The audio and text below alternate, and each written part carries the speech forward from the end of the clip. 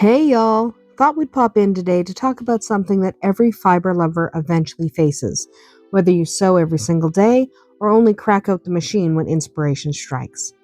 And that is remembering those serger settings. If you've ever brought home a beautiful new fabric and then immediately found yourself fiddling with the tension dials and stitch widths and differential feeds and that mysterious knob you swear wasn't there yesterday, well, welcome to the club. We're all in this together. New fabrics are always fun to work with. Honestly, half the joy of sewing is the moment you walk through the door, fabric in hand, already imagining all the ways you're going to transform it. Whether you're quilting, making garments, finishing cross-stitch pieces, crafting project bags, or stitching up crochet hook organizers, that fabric carries possibility. And one of the very first things so many of us do, myself included, is take the fabric directly to the serger. Because once that fabric comes home, we know what's next. Before it hits the washing machine, those raw edges need a little love. Serging around the perimeter keeps it from fraying into a fuzzy, chaotic mess. It's a small step, but it saves a lot of heartache. Nobody wants to open the washer and find the edges of their beautiful fabric shredded or curled into something unrecognizable. A quick lap around the edges with the serger, though? Problem solved. But here's where things get real. The second time you buy that same type of fabric, or something similar from the same company, you don't want to repeat the whole dramatic discovery process. That first time you were patient. You tested different tensions. You adjusted the differential feed. You tweaked the stitch length. Maybe you made a little pile of test strips on the floor. Maybe you muttered to yourself a little. But eventually you found it. That perfect serger setting. That magic combination where the stitches lock beautifully, the edges look crisp, nothing tunnels, nothing puckers, and the thread isn't misbehaving. You did the work. You solved the puzzle. You earned that moment. And then 2 weeks later, the fabric's back in stock and you buy more and you get home and you go to serge it and suddenly your brain goes completely blank. Was the tension 3443 or 3425? Did you adjust the differential feed up or down? Was it the blue needle that liked this fabric or was it the green one? Why is this machine being so dramatic? Why are we so dramatic? And why don't we remember any of it? If this sounds familiar, don't worry, you're not alone. Sergers are one of the most incredible tools in the sewing world, but they're also a little picky. Every fabric behaves differently. A lightweight rayon may need a fiddly, delicate touch. A heavy canvas will laugh at your stitches unless you beef them up. Stretch knits have their own personalities entirely, and don't even get me started on slinky polyesters. Finding the perfect setting for each fabric is absolutely worth the time. But who wants to spend all that time again? Especially when all you want to do is prep the fabric so you can wash it and dive into your project. So today I want to share the system I use. The system that keeps me sane and keeps my serger from giving me the silent treatment. And it has saved me hours upon hours of guesswork. I call it my Serger Settings Library. And don't worry, it's not complicated. You don't need spreadsheets or binders or color-coded tabs unless you want them. No judgment, I love color-coded tabs. My method is simple, fast, and doesn't require anything more than a pen, a sticker, and the tiniest scrap of fabric. So here's what I do.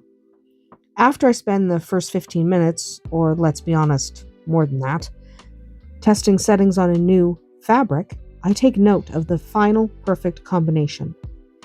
Every tension dial, stitch length, differential feed, whether I use 2 or 3 needles, anything that matters. And then I grab a little sticker, nothing fancy, even a plain mailing label works, and I write the settings right on it. I peel it off, stick it directly onto a small scrap of the fabric I tested, and voila!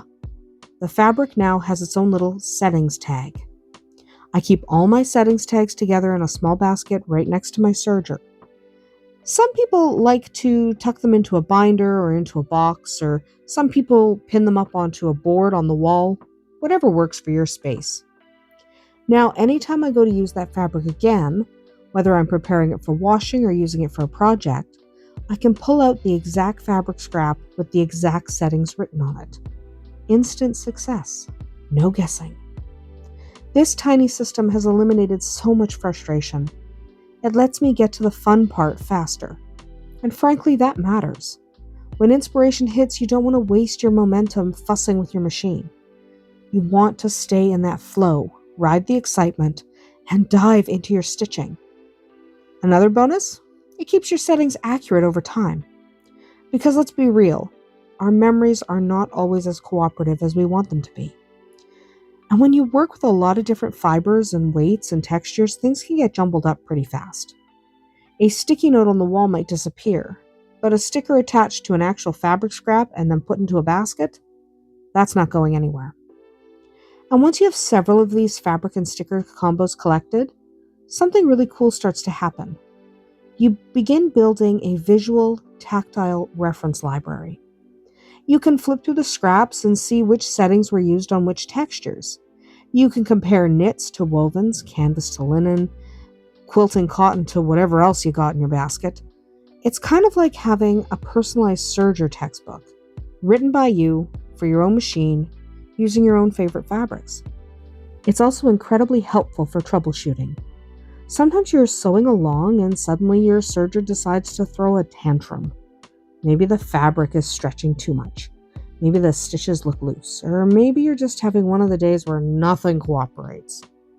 In moments like that, you can grab your setting scraps and see exactly what your machine liked the last time you worked with something similar. It gives you a starting point, which can make all the difference. Now you might be wondering, do I save a scrap for every single fabric? And the answer is, only if it matters. Some fabrics use the same settings every time, so I don't need to create duplicates. But if it's something unusual, a unique knit, a textured fabric, a tricky blend, or something I know I'm going to use repeatedly, it absolutely gets a tag. This system is totally customizable. Some people like to write the brand and collection on the sticker as well. Others add the project they made with the fabric. Some even number their scraps so they can match them to a fabric stash spreadsheet. If your brain loves organizing, the sky is the limit here. But if you're like me and you prefer keeping things simple, the bare bones version works perfectly.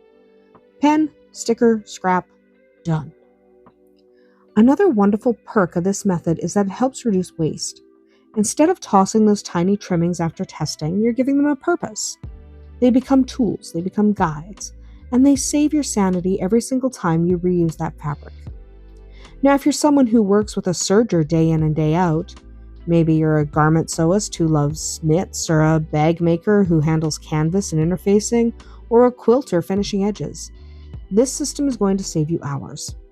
And if you're someone who alternates between sewing, crochet, cross-stitch, knitting, and every fabric craft under the sun, like me and a lot of us do, then staying organized with your serger becomes even more important. Because otherwise, you're going to forget those settings every single time and it's going to drive you nuts. Now, there's something incredibly satisfying about having a method that keeps your projects running smoothly. Fiber crafts already give us so much joy.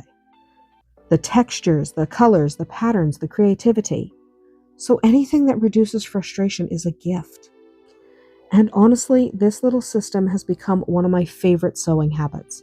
It takes seconds to do and saves far more than seconds later.